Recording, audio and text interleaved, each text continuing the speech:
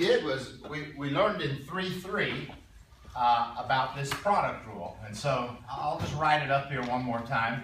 If I want to do the derivative of a product, f of x times g of x, the rule is, and you can look it up, you don't really need me to write it, but the rule is the derivative of the f times the g, notice I didn't say derivative of the g, plus the f, notice I did not say derivative of f, I just said f, multiplied by the derivative of g. So you sort of memorize that pattern of basically taking the derivative of one of them, multiplying by the other one, and then plus vice versa. Did you hear that? By the way, you could do a triple product rule. I didn't mention that. The book mentions it. If you have three functions multiplied together, you can do a triple product rule. I could write that down, or can you probably just imagine what you do? You take the derivative of one, write down the other two, plus take the derivative of the middle one, write down the other two, plus take the derivative of the third one and write down the other two. Did you follow that? I mean, it's a pattern. You with me? Here it is with two functions, the product rule with two functions. But you can do a triple product rule with three functions or more, I suppose. You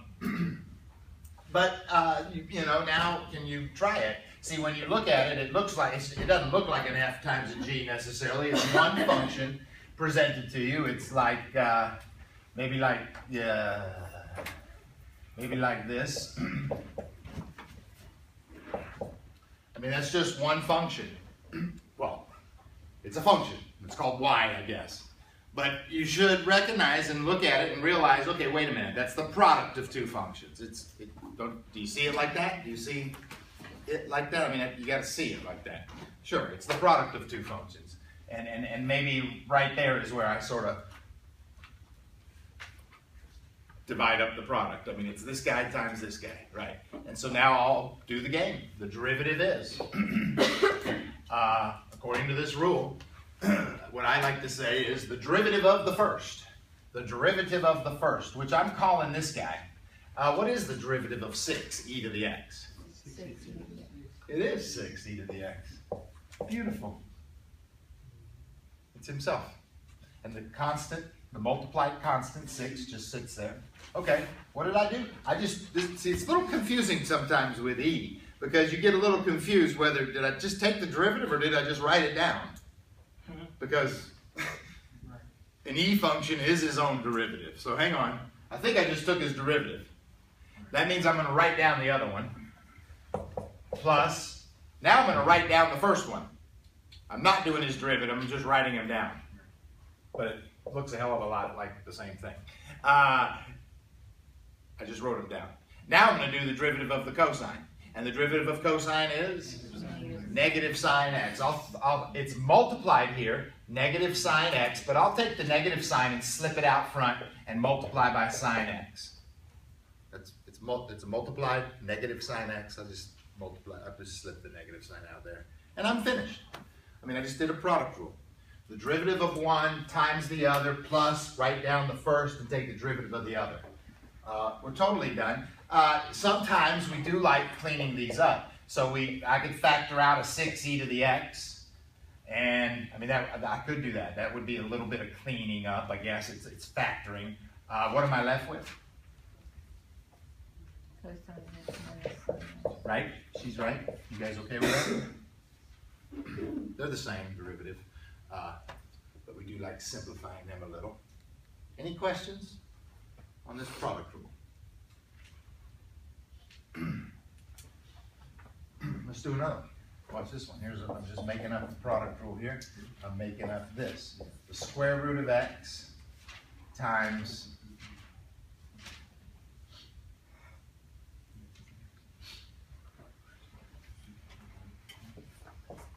x cubed plus 4.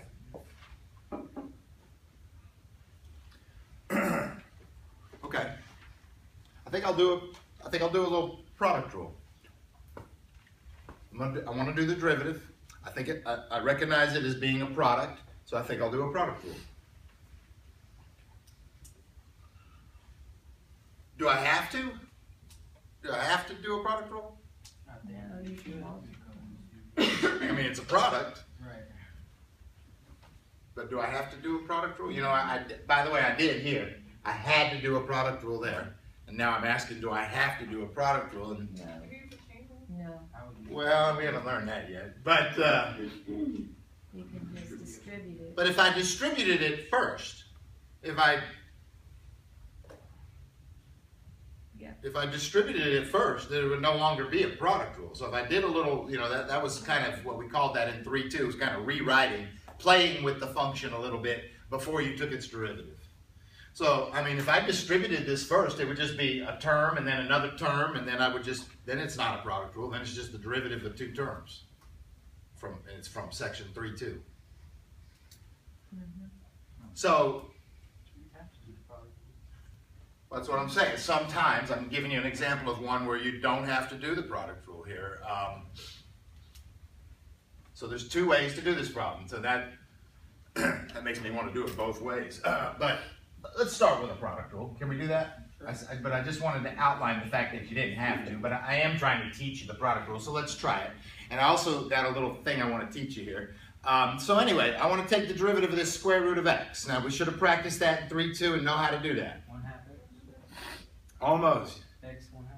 Oh, well, X to 1/2. so the square root of x, it is x to the half, first of all, so you have to write it like that, and then you have to do the derivative, which is, you almost said it, 1/2 x to the negative 1/2. You just forgot to subtract your exponent, I think, or you just didn't finish talking. I didn't let you finish talking. It's 1/2, you bring the exponent down, 1/2 x to the negative 1/2. That's how you do his derivative, right, you guys? Right. I mean, we've sort of been doing it for a few days now. Maybe we're getting good at it by now, but cool. What did I just do? I did his derivative, so now what? Multiply by the other function.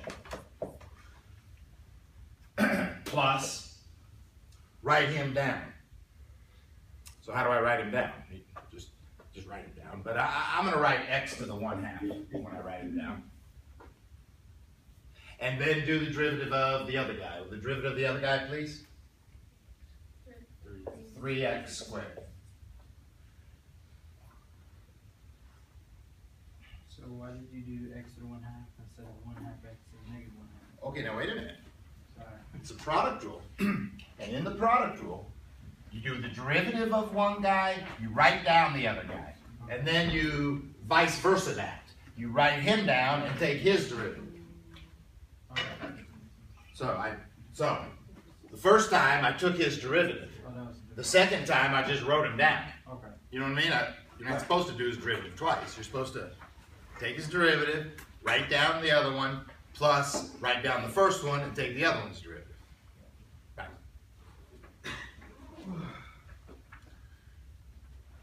So that was, you guys okay? That wasn't bad, right? That was a product rule. But here's what I want to teach you. I want to teach you this, because you probably don't know this. To clean this up, there's a lot of ways to do algebra.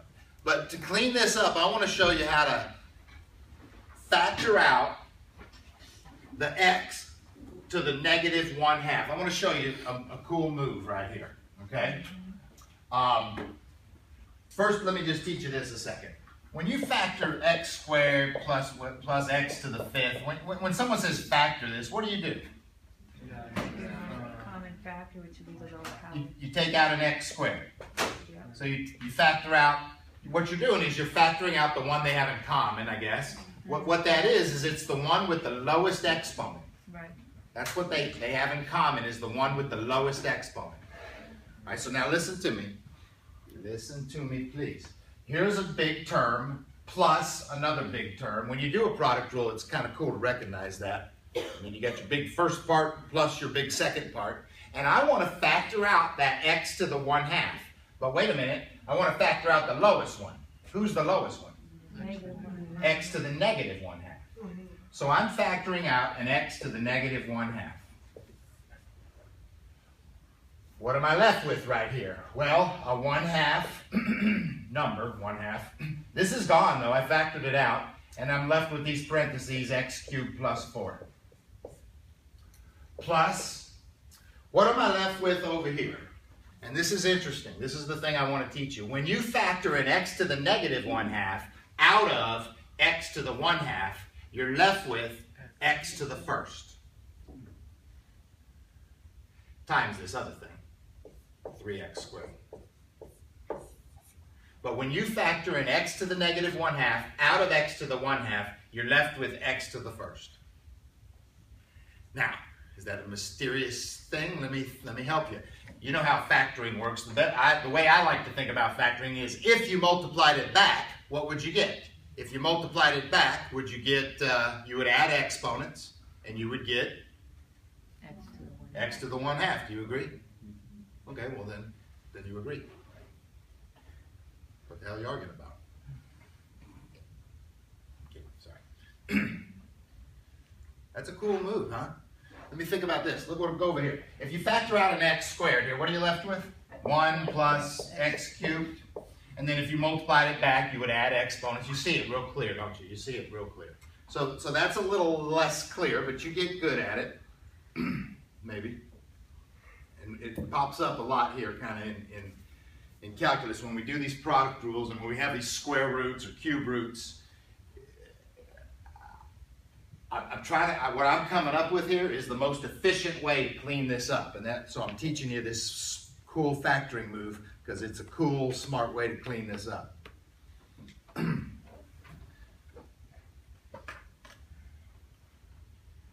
Let me just say it one more different way. You know, when you're factoring out an x squared, I guess you're subtracting the exponent. So 5 minus 2 leaves me a 3. I guess I'm factoring it out, so I'm sort of dividing it out is sort of the game. So 5 minus 2 leaves me this 3. I mean, nobody thinks like that probably, but maybe you do. Anyway, so same game here. 1/2 minus this thing I factored out, which is minus a negative 1/2, which is plus 1/2, leaves me with this 1 right here. Yeah. Of course, nobody writes a 1. I just did it for teaching purposes. Okay, maybe you learned something then. Factoring out this lowest exponent. Now, let's clean up what's left. What's left does clean up a little bit. It is a 1/2 x cubed if I distribute this, plus 2. You guys with me? And then over here, it's a 3x cubed. So you can combine your 3 with your 1/2 and call it 3.5, but nobody writes 3.5. They write 7/2 x cubed plus 2. You guys with me? I just added my x cubes together there.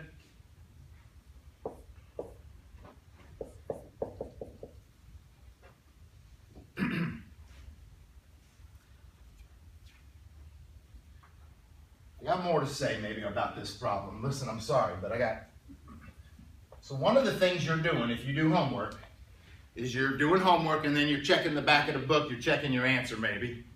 And the book cleans things up real efficiently and real well. And so you might be correct and it might not look like the back of the book unless you do enough algebra to get it to look like the back of the book. I mean, you learn a hell of a lot of algebra trying to get your answer to look like the back of the book. You got to do a bunch of algebra usually.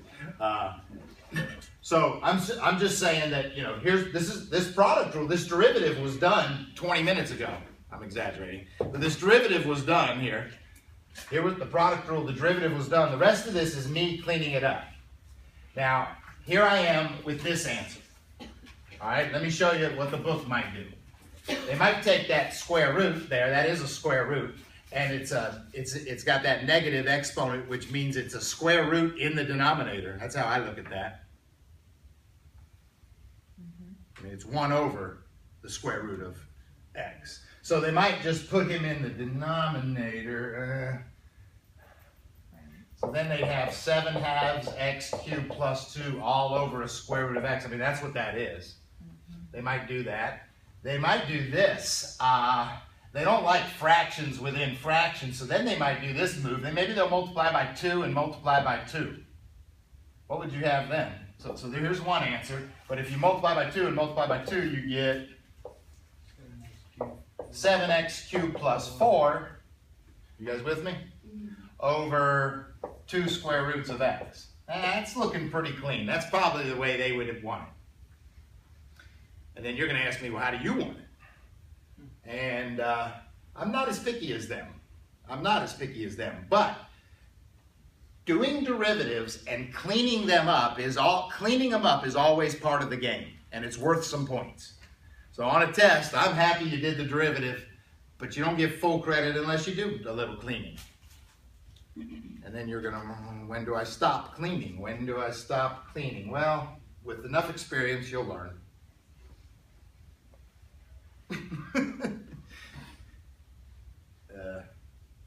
I mean, the factoring out was cool. I'd be happy with this, to tell you the truth. But the back of the book will do a little more. They'll do some more stuff, probably. But I'm probably happy right there.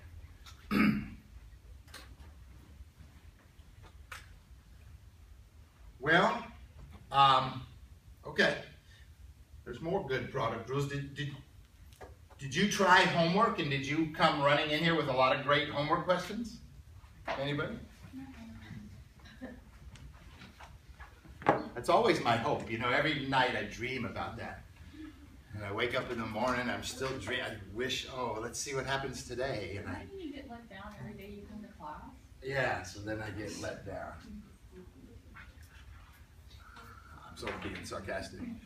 You guys should be working on homework, and you should have questions. Whether you want to ask me or not, that's another issue. And if you don't, I got plenty of good ideas. So I tend to go off on my good ideas.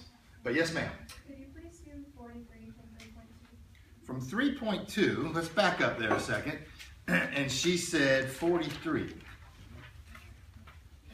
3.2, 43. Maybe you guys just like to ask me questions now just so you can see me fumble around with my glasses. What did you say, 43? Yes. Okay, that's a good one. That's a good one. It's not a product rule. Back to 3.2 for a second. She said 43, and it looks like this. X cubed minus 3x squared plus 4. X cubed minus 3x squared plus 4 all over x squared. Okay, I did one, I picked one. I did some homework the other day, and I picked one similar to this. And so, yep, the other day. So maybe you remember how I did it. Does anybody remember what a good strategy would be here? Oh, well, hang on. This is back in 3.2. It's number 43. So I got a strategy for this. The truth is, if I'm doing this up in 3.3, I got a quotient rule. I could do a quotient rule. But I don't want to do a quotient rule. I mean, this is back in 3.2. You don't have to have a quotient rule. There's a way to make this not be a quotient. Do you remember what to do? Separate it. She's right. What does she mean? So this whole thing is divided by x squared. So individually, divide him by x squared, divide him by x squared, and divide him by x squared. Right. And if you do that, you've separated it. That's a good way to say it. And what do you have? If you don't mind, I'm doing it in my head. If you have an x cubed over an x squared, what is it? X. Thank you. It's an x. If you have a negative 3x squared over x squared, it's a negative 3. Oops, wait a minute. That's too many negative signs. It's a negative 3. Right? If you have a 4 over an x squared, what do you write? 4x to the negative 2. You could write 4 over x squared, but we would probably want to write 4x to the negative 2. So that's me separating it, or separating my numerator over this.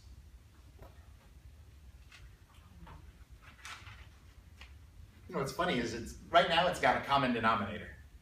I'm uncommoning denominatoring it. Right? I'm common denominatoring it. I'm separating it into 3 separate terms. Because that's how I've learned to do derivatives. I can do separate terms, and now they're real easy. There's 3 separate little power rules. So you got to just understand that I just divided each term. I did the division. I did not do a derivative yet. Now I'll do a derivative. So easy. The derivative of x. Thank you. The derivative of a 3. 0. Thank you. The derivative of this.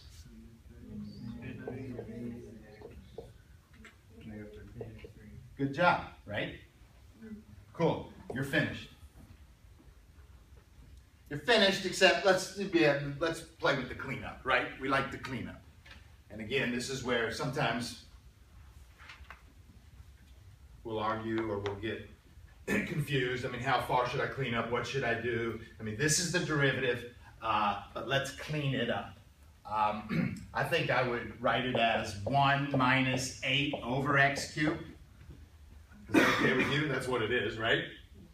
And then again, I'm not a real fan of this, but the book would do this. The book would get a common denominator. So they would put this back together. They would call the common denominator would be x cubed.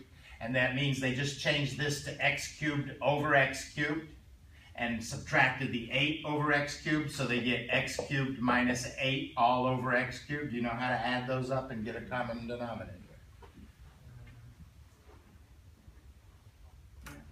So this was the derivative, and that's me doing some algebra.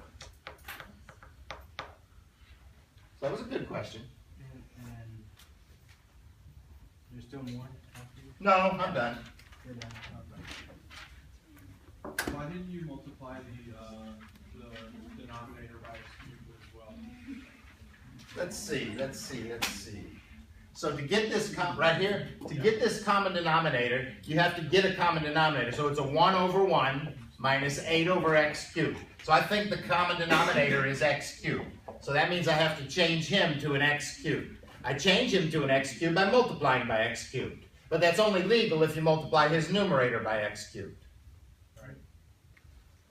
So it's x cubed over x cubed minus 8 over x cubed. And now they have a common denominator, so you add or subtract the numerators. Okay, so because they have a common denominator, you don't have to subtract those, only the numerators.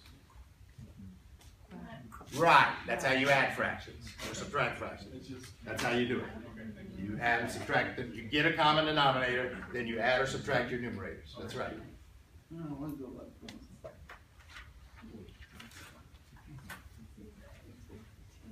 Any other good requests? I like that. That was a request. I dreamed all night I'd get a request. It worked. Any more? Any more requests?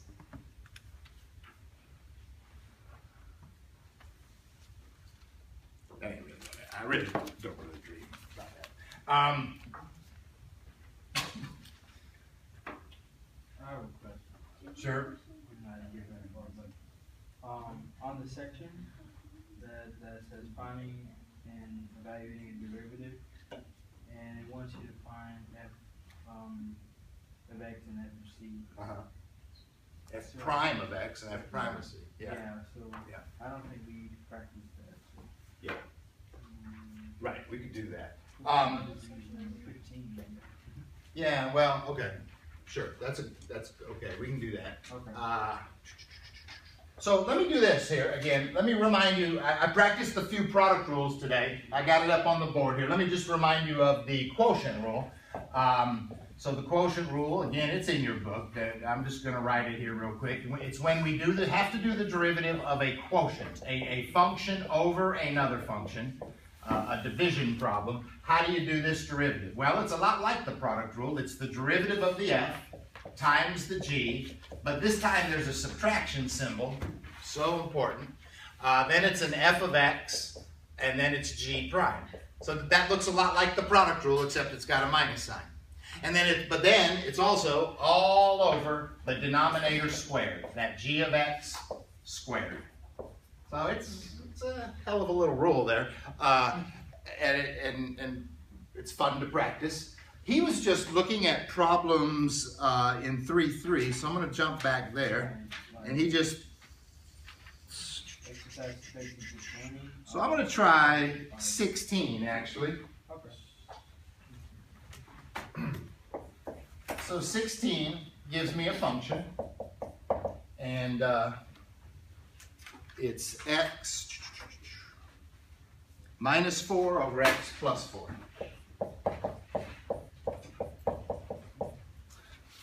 So there's really no way around it, you guys. Look, you can stare at that a few minutes and then decide you got to do a quotient rule.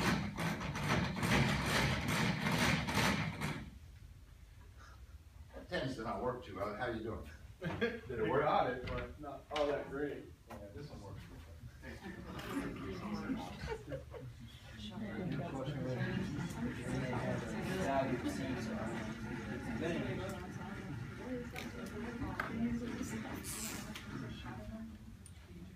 Yeah, the directions say, let's look at the directions. The directions say, please find f prime of x, which is the derivative. Listen, it's the derivative in general for any x, which is what I've been doing so far today. You got to keep in mind, so I've been doing these derivatives, and then they're just these functions. These derivatives turn out to be functions themselves, right? So that's what this one is. But then sometimes you're given a point. So in these directions they also say, also find f prime of c. And in each of these problems they give me a c value. In this particular one, 16, they give me c equals 3. For this particular problem, they give me c equals 3. So what does all that say? I mean, does that confuse you? Let me help you with, well, here's what that says, and then I'll do it. But first, let me tell you. It says to please do a derivative, first of all. But then also, when you're done with that derivative, please plug in, well, not really, plug something into that derivative. Plug c into that derivative. Good, it does make sense. I mean, this is the derivative left with an x just stuck in it. This is the derivative with something plugged into it. Actually, in this problem, a 3. Which then, when you plug a 3 into the derivative, you'll end up with a number. Like, you'll end up with 7/5, or, some number. It's the slope of the tangent line. Anyway, let's do it. Instead of talking about doing it. I do like talking about doing it, though. I like talking strategy. I mean, maybe that helps you. I don't know. What am I going to do with this problem? And now, let's do it. To do the derivative, it's a quotient rule. It's a classic quotient rule. So here you go. You do the derivative of the top. Thank you. Right?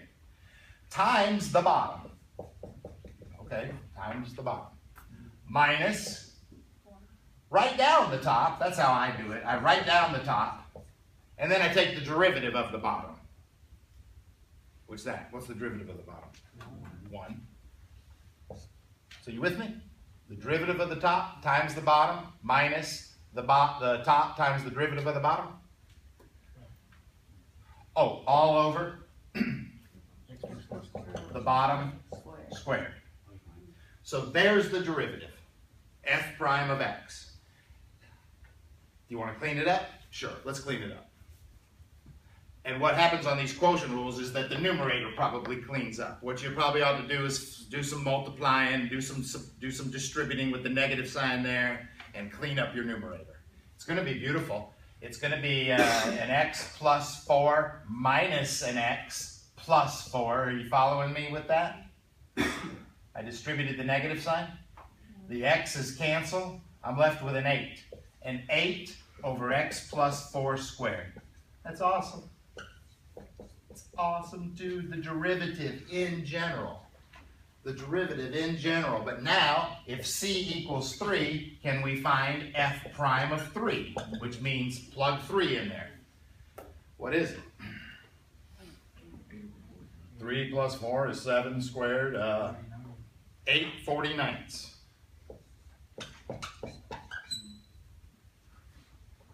And 849, that's the slope of the Well, so this is the slope of the tangent line in general at any x. Hold on.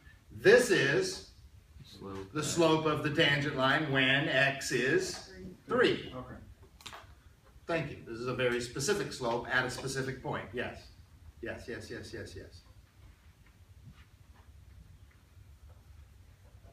Cool.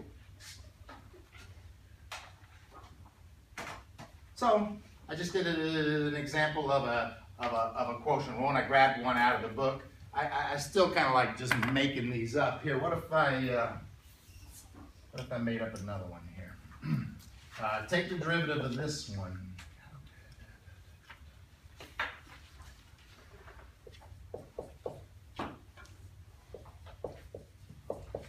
I mean, I guess this can get pretty nasty. Look.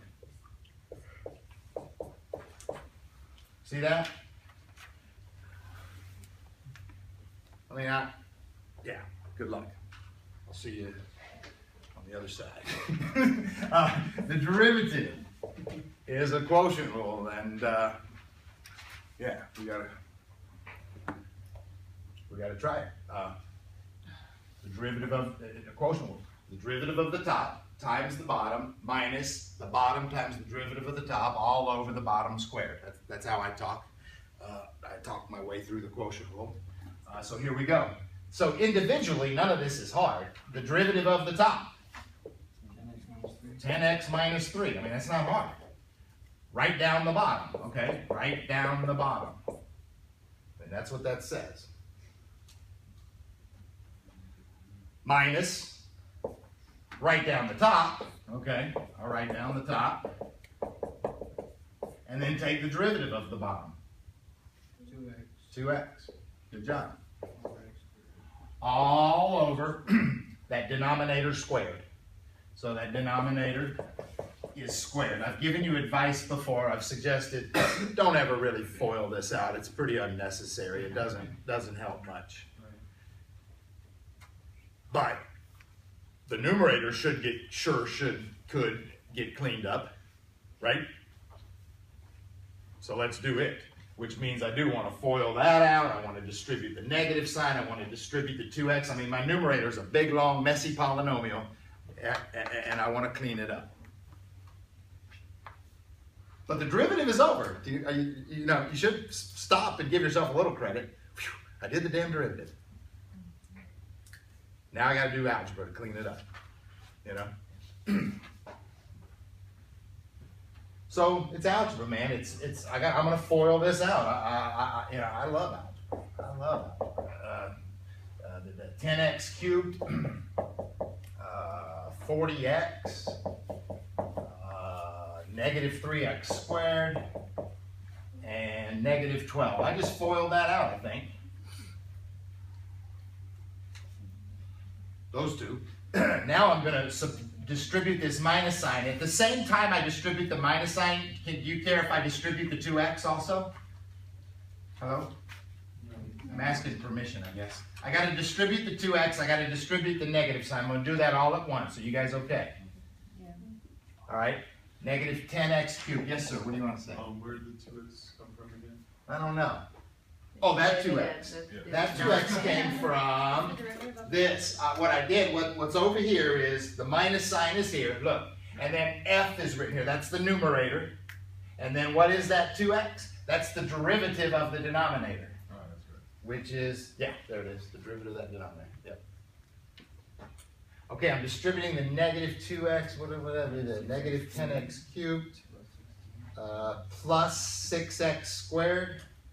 Plus 6x squared, and then minus 16x. Thank you. All over that denominator. But that numerator will clean up, right? The numerator will clean up, I think. Wow, the 10x cubes cancel. I love it. I love when that happens. I'm going to add these 3x squared, these x squares. I'm going to get a 3x squared. A negative 3 plus 6. What about my x's? I got a 40x and a negative 16x. That's 24x. Minus 12. And then I got a minus 12. We gotta put a negative sign in front of 3x squared. I don't think so. I got it's positive. It's negative 3x squared plus 6x squared. Hey, I'm happy. Are you guys happy? There's the derivative, and I think it's clean.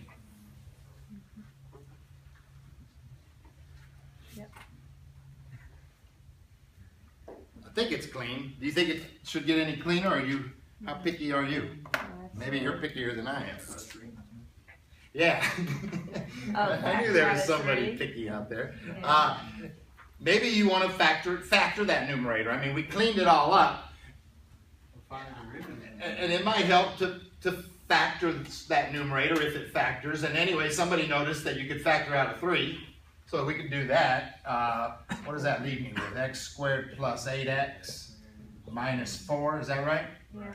And then maybe I can see after I factor out that 3 that this other guy here that's left doesn't really factor. 4 and 1, no, it doesn't factor. No. So factoring out the 3 was almost irrelevant. It helped me see that I couldn't go any further. Anyway, I'm happy with either one of these answers. I mean, yeah. We're learning derivative rules, you know, and we're kind of stuck on learning derivative rules. You know, what I haven't been doing much of is I haven't been doing much with the derivative. Can you please do the derivative? Can you please find the derivative? Thank God. And then I haven't been using it or doing anything with it. What do we usually do with it? We can find the slope of the tangent line. So, and then I could find the equation of the tangent line. I could find the rate, in a word problem, I can find the rate at which something's changing. In a word problem scenario, it might be a little more interesting. If I had the height of something, the derivative is the velocity. If I have a height equation, the derivative is the velocity. So there are some good uses for the derivative. I think the last couple days I've been focused on learning these rules. But we can always get back to finding good problems that make me use the derivative for something. But I'm kind of worried just about you being able to do derivatives. Can you do product rules? Can you do quotient rules? Can you do these rules? I mean, then we can do more interesting things with them, maybe. Any other requests? Yes? 57. In 3, 3, she just said 57.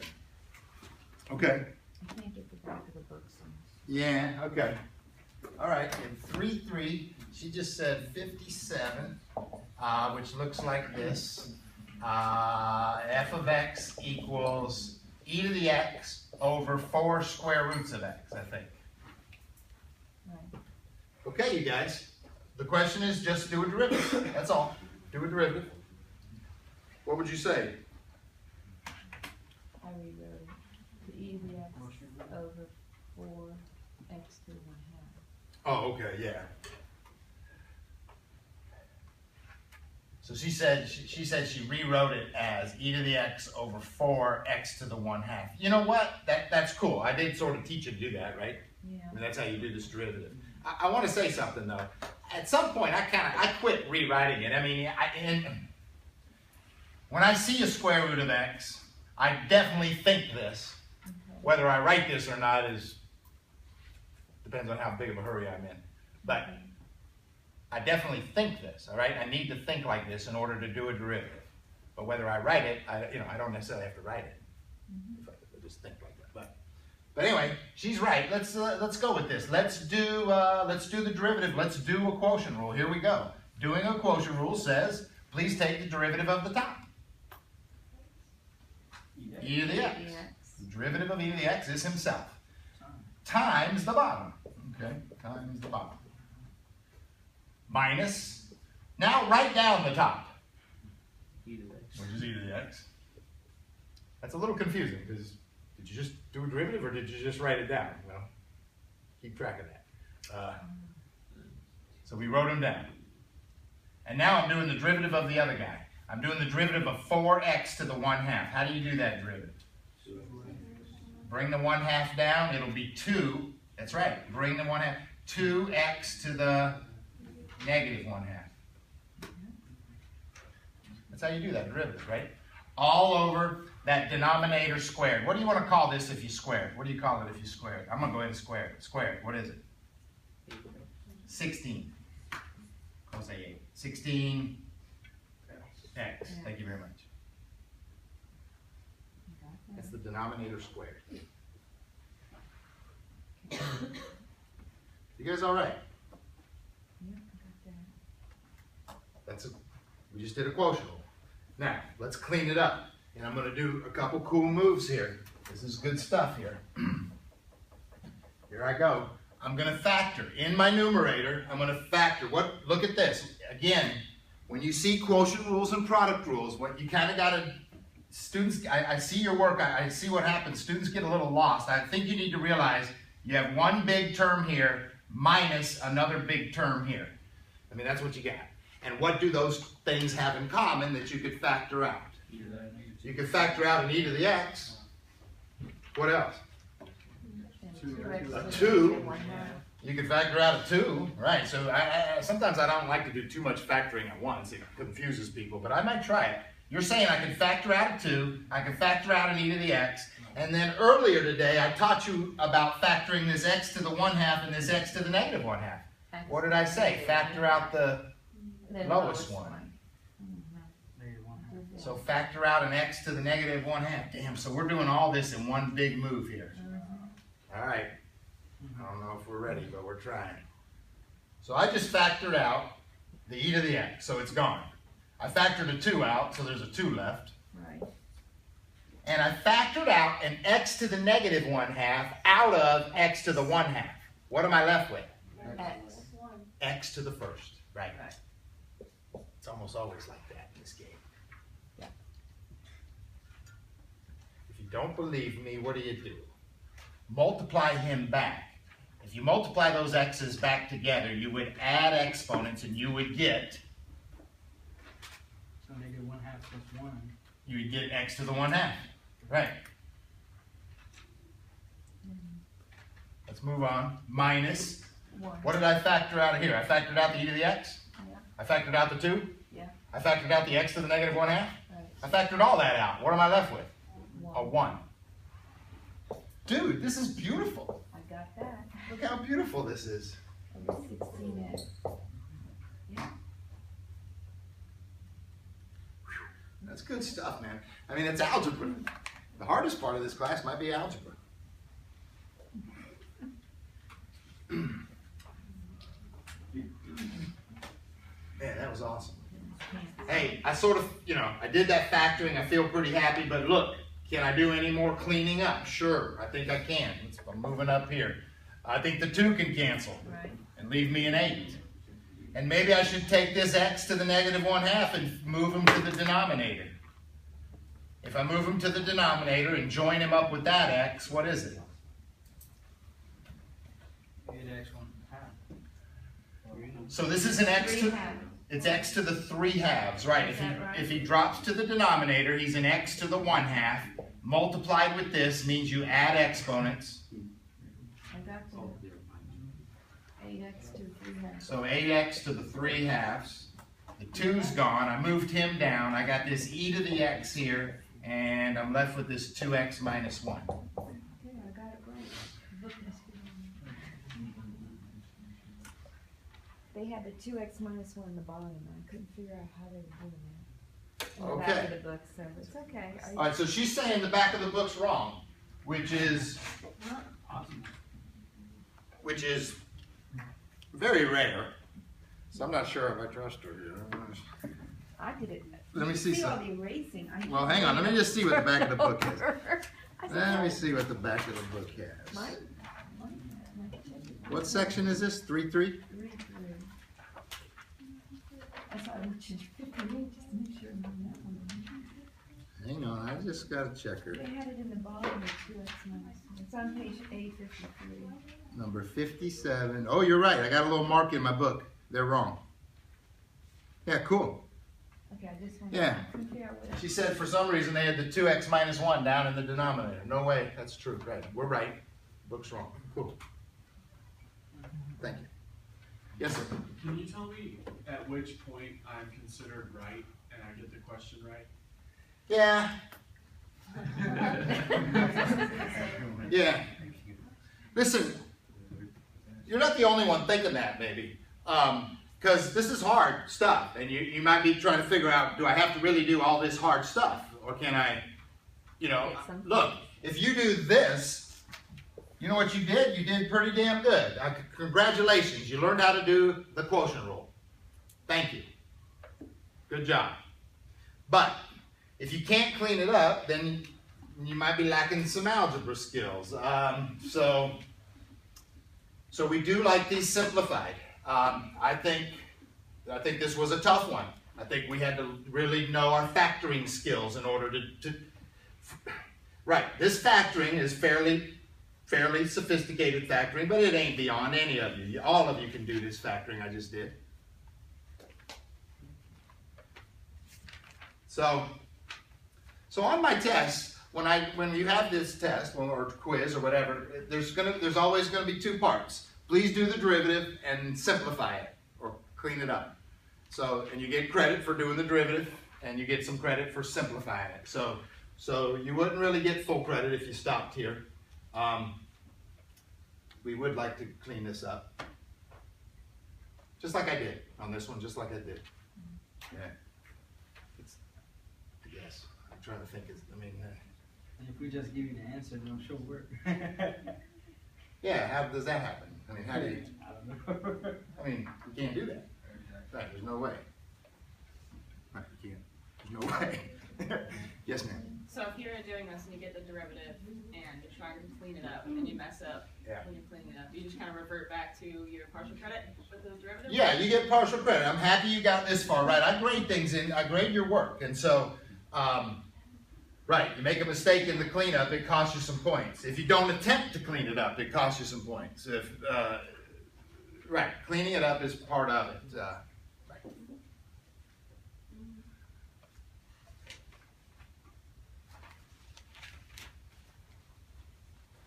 But that was a good one.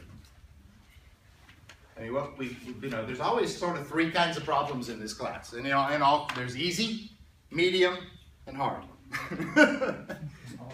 I mean, to me, it's always like that.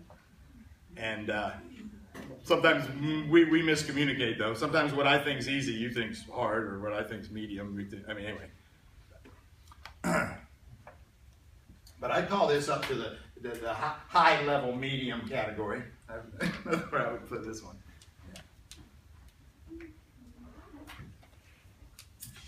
Yeah. What? No, I'm just saying, I hope it's not on the test. It might be. Well, we just had to factor out a 2 and an e to the x. I mean, you guys can do that. But then there's this new kind of factoring, this factoring of the x to the negative 1/2 out of an x to the 1/2. I mean, that's kind of new and takes some practice, I think.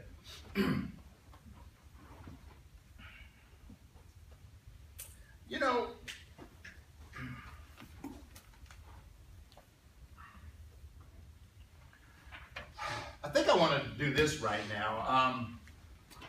I want to go to 3.4 and teach you this, because this is the last big rule in a way. There's more stuff, but this is the last big rule, and it's called the chain rule. And it looks like this when it's first presented to you. It's the derivative of, and look what it is. It's a function with another function inside it. That's what that is. I hope when you read that, I hope you don't read product. That's not a product of f and g. That's a g that's inside of f. The word for that is the composition of two functions. One function is inside the other function. It's the composition of two functions. So g is inside of f. I'll do an example, but right now, here's what the rule says. You kind of work your way outside in. You take the derivative of the f, so it's f prime, but it still has the g function in it. Then, like another link in the chain, maybe, then you multiply by the derivative of what was inside. So then you multiply by the g prime of x.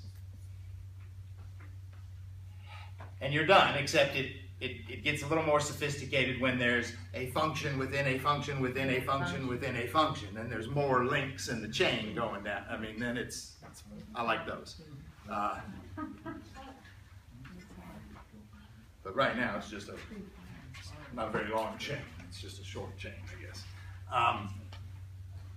Let's do an example. This is, look, so in 3.2, 3.3, we don't run into any of this. And but here it is finally in 3.4, and it's good stuff. Here's one. F of x equals x squared plus 8 to the, watch this, to the to the 12th. So what you should see here is a function inside another function, sort of. I mean, I would call the inside function x squared plus 8, and it's inside this thing called x to the 12th, or something to the 12th. Yeah. So there's like a thing to the 12th. And so, how do you do the derivative of a thing to the 12th?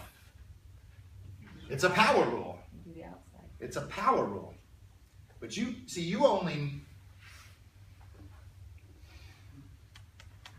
So it's a thing to the 12th, and it's the power rule, which says bring the 12 down, and then it's this thing to the 11th, right? Right. Right. And that's the first part. That was the derivative of the outside function. That was the derivative of the outside function. That was f prime, and g is still stuck inside there, as you can sort of tell. Now, what do I have to do? I have to multiply by the derivative of g, or the derivative of the inside, is what I like to say. And the derivative of the inside, see, now you ignore the 12 and you ignore the 11. You're just inside there doing that derivative, which is 2x. That's the chain rule. Although it comes in, I mean, there's millions of different examples I can do to help you, but that's the chain rule. It's a function within a function, and the derivative of the inside sort of gets spit out on the end, is another way I like to say it. We're done. This is the derivative of this thing. Yeah. Can you suggest how to simplify this? 24x. I would just take the multiplied 2x that's out on the end and multiply it out front, so it looks better that way. So it's a 24x times x squared plus 8 to the 11.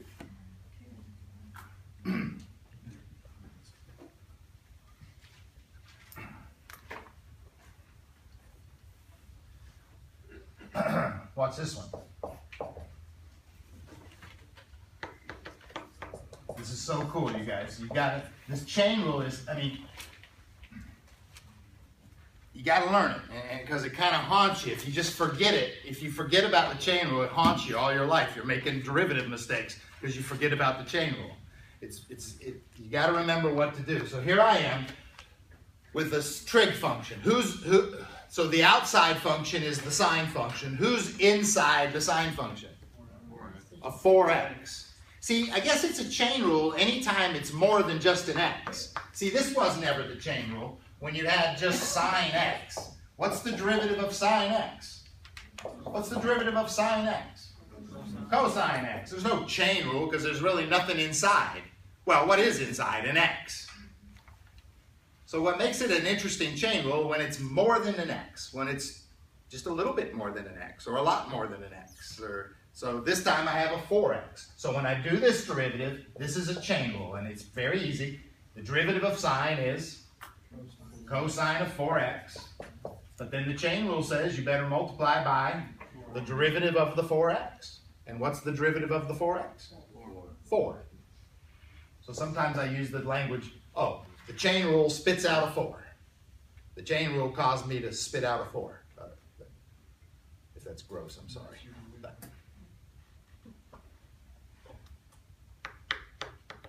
And you're done, you're finished. Now listen, this multiplied number is not multiplied by the angle of the trig function. It's out on the end of the function. To avoid any confusion here, maybe it's better written out front, but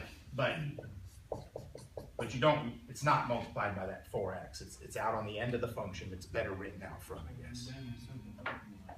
Right, so that's it. Right. That's cool, you guys. This opens up a whole new world of functions. I mean, for 2 days now, I haven't been able to do this. So I haven't been able to write down sine 4x. I've had to write down sine x. You know? I like sine 4x or sine 2x or sine, I mean, but when you do the derivative of sine 2x or cosine 3x or sine, this chain rule spits out a 2, spits out a 3, spits out a 4. Right. Same with this. Watch this. You ready for this? Please do the derivative of e to the 3x. What's the derivative of an e function? Himself. What's the derivative of an e function? Himself. So it's just e to the 3x. That's what you've always been taught. The derivative of an e is just himself. But because it's not just an x anymore, it's a little 3x, that's a little function inside the e function. The little 3x is a function inside the e function. I have to do the derivative of the little 3x, which causes me to spit out a 3. That's a chain rule. These are simple little chain rules, these last two. Even the first one was. This is right. So then I would really write this, I think. The derivative spits out this extra 3. The chain rule spits out this 3.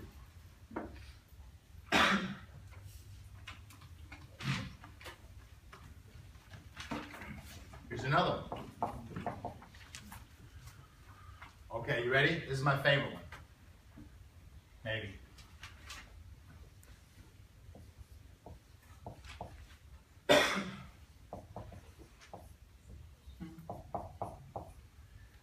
One of the things, we've been learning these rules, and what I never meant to imply is that these rules are mutually exclusive.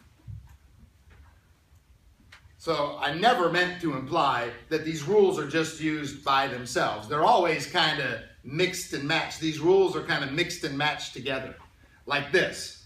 I would definitely say, first off, that this is a product rule. This is the product of two things. See that? Maybe you didn't recognize that. I don't know. Maybe you did. It's a product rule. But within this product rule, when I get around to doing the derivative of him, is it going to spit out a little 5? Yeah, there's a little chain rule. Within this product rule, I'm going to have to do little baby chain rules. You follow me? Right. Okay. So it's a product rule overall. But these rules are always used amongst each other a lot. So this is a product rule with chain rules inside it. Again, that's me talking strategy. I like to sort of talk strategy. It might help you. Maybe it helps you to talk a little strategy before you do it. It's a product rule, but I got a couple chain rules to worry about. Here we go. The derivative of the first guy. Well, I think it's himself, but the chain rule, the derivative is himself. But the chain rule says multiply by 2. Yes, sir. So I just did his derivative. Now I did his derivative, so now what do I do? Write him down? Yeah. Write him down. He's multiplied there. Plus, now what do I do? Write down the first guy? Yeah. Write down the first guy. I'm not doing his derivative, I'm writing him down. And now I got to multiply by the derivative of sine 5x. The derivative of sine 5x is cosine 5x. Chain rule makes me spit out a 5. Cosine 5x. And then spit out a 5. Cool, dude. A product rule with a couple chain rules inside it. That's good stuff now. Yes, sir. Where does the 2 come from in front of the first sine 5x? Okay, so I was doing the derivative of him. The derivative of him is, the 8 is a multiplied constant. You can slip past the multiplied constant, so then you're doing the derivative of him. The derivative of him is himself. Because it's an e, right? Yes. Okay. The derivative of an e function is himself. Okay. But then because there's a little function inside that e function, it's a little 2x inside that e function. I had to do the derivative of the 2.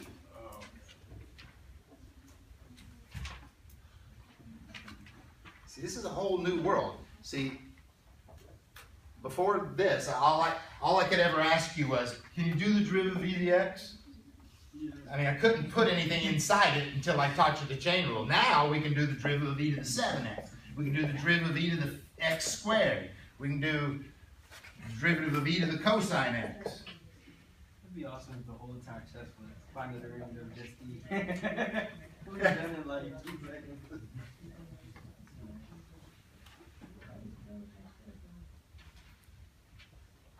All right, where are we? Are we together? How are we doing? We did this? Do you want to clean it up? No. All right. I mean, do you see anything? Listen, sometimes these things don't clean up that much. I mean, do you see anything you can factor out? e to the 2x. An e to the 2x. Anything else? 8. Oh, an 8. Yeah. You guys you hear that? What can, okay, again, whoa. There's a term and there's a term with a plus sign in the middle. So in those two terms, what can you factor out? And the answer is an 8 e to the 2x. So what is left right here? 2 sine 5. 2 sine 5x, and what's left over there? 5 cosine 5x. We took out the 8 e to the 2x, right?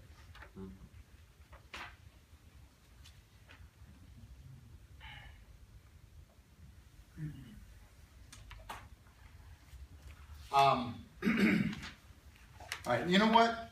I think we should keep talking a little bit, but let's take a little break. So.